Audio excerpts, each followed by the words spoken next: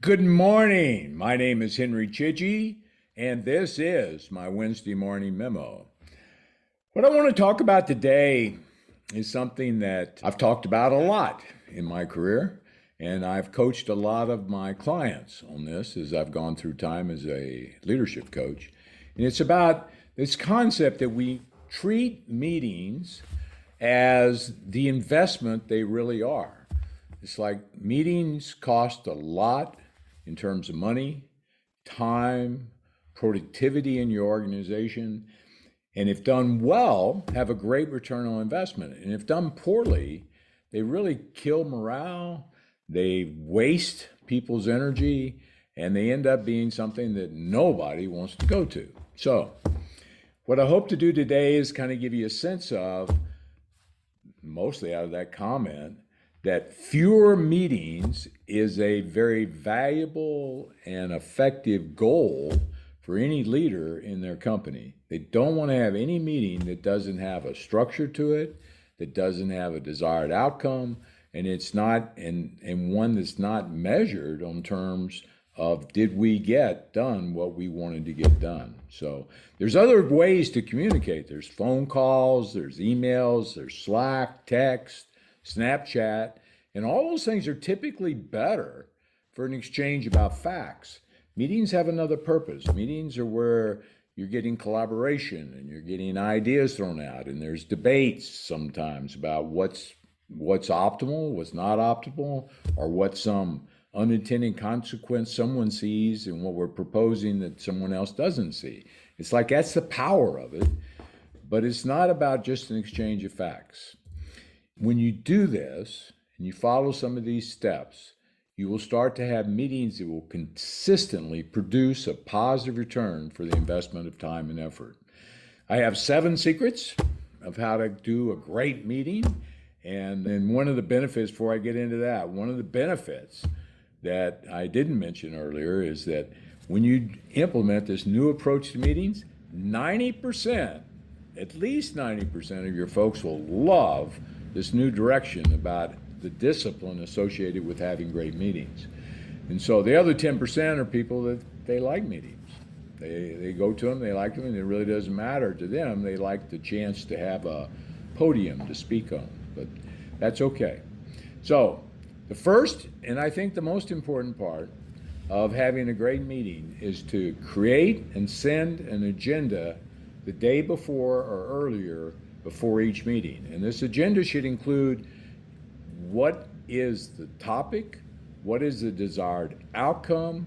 I include an estimated cost of the meeting. I take how many folks are going to be, because you got to think about who are the folks, that's part of the agenda. Who's going to be there? Who do we think will be necessary to be there in the meeting so they all get to contribute? And I'll talk a little more about that. But I take that cost and I say, okay, how many folks, how many hours for the meeting?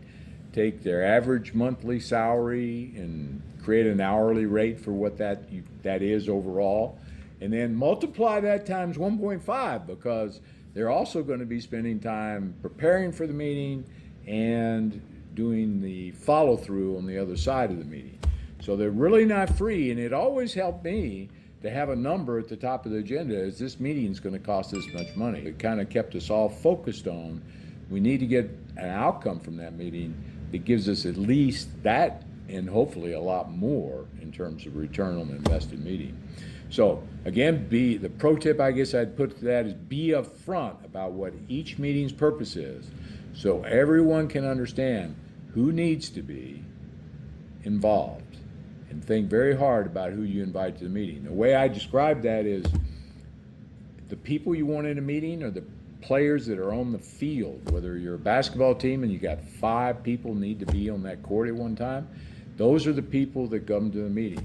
Because the meeting is the playground. That's where the ball's getting passed around. That's where you're making shots. That's where all that stuff is going on. So that's where the goal is in a meeting. So just have the people that are going to actually participate in the meeting be there. The other tips, I'm just going to go through them quickly. You want to start and end the meeting on time, and I could get into a big conversation about that, but it's really important in terms of keeping the whole meeting on target and focus for where you're trying to go. Next one is get face to face. These days, that means for almost all of us that we do it digitally. We do it in a virtual world, whether you're using Zoom or Teams or Skype or whatever you're using in your organization to communicate digitally face to face. I believe those work better than actually having people all come together in a room and all the other stuff that goes on in a room. It's like when everybody's visible all the time in that digital world, and everybody gets a chance to communicate, and you get the benefit of being able to record it so you don't lose any of the key things that go on in the call. So I touched on this before, invite the right people. That's another important part of this. 5 is send any materials that you're looking to get feedback on or are important to prime the pump for the meeting. Send those prior to the meeting.